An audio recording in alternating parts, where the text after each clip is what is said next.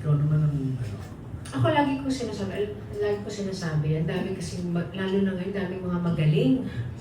Parang lahat na nga lang magaling, di ba? Pero at the end of the day, you have to be original. Di ba? Doon magkakatalo. Kasi kung pare-pareho kayong lahat na ginagawa, sino pipiliin? Sino ang, sabi ko nga, matira matibay. Di ba? So, ganun lang kasimple. Yung advice ni Jessa, yung being original, that's really very important because that makes you stand out or makes you unique.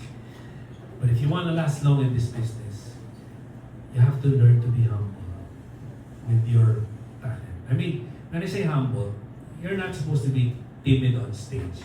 You know, you perform because that's the gift that God gave you.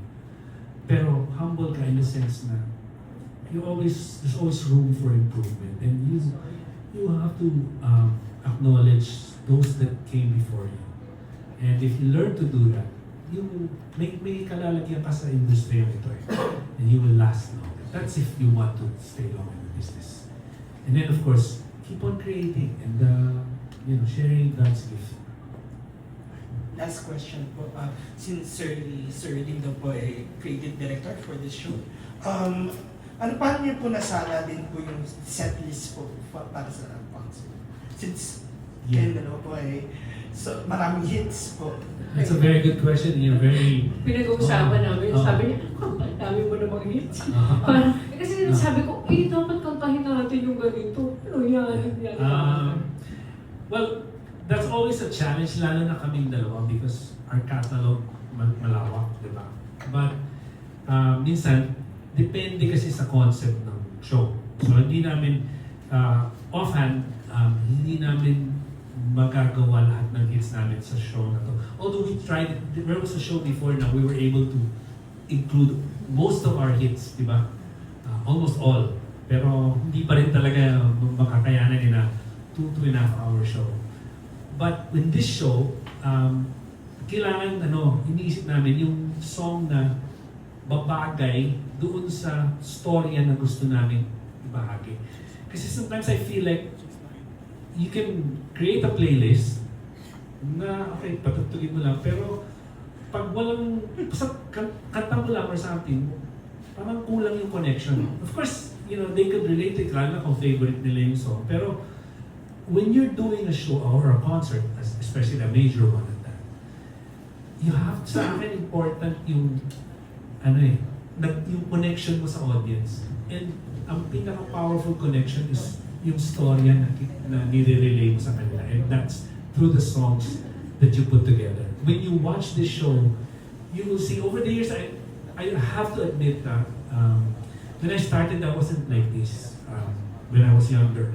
Gusto mo lang kumanta and all. But as I aged or as I grew older, you have more wisdom and mas naiintindihan mo na yung craft mo, tsaka ano yung gusto mong i-share sa tao, mas nagiging ka sa repertoire, paano mo binubuo. Like yung show ni Jessa, actually yung show niya dun sa, yung solo show niya, phenomenal jukebox experience siya. It revolves around... Concept din niya yun. Yeah. So, lagi kong nilalagyan ng angulo para mas lalong ma-appreciate ng tao yung music. And proof of that is really, all our shows, most of the people, even our producers, ang ganda lagi ng feedback sa tao because they say that there's something they learn from the show. It's not just they're entertained by the songs, but I guess of course the chemistry, but there's something that connects them. Yung flow, yung story, nung buong show. Yung show, hindi lang ipalang, lagyan natin yung mga kanta na to kasi maganda to, or sikat to ngayon. Kumbaga may connection bawat isa. And I want to add, and this is really words of wisdom. I got this from the late Haji Alejandro. When he told me before, now when he does shows, look, Haji had a long career, and he kept saying when he does a show, he makes it a point that he shares something personal about him. Now, people will know when they watch the show. Because yun daw, personal na yun, natatandaan ng tao yun. And they connect with you, they grow attached with you. Kaya those are things that make them come back, that help them grow with you as an artist and all. So I just learned from that, you know, and I expound on it. Ganun naman talaga dapat as an artist, you have to always have that wisdom to learn from other artists and apply it sa craft mo and to help you improve, di ba? And that's what we've been doing these last couple of years.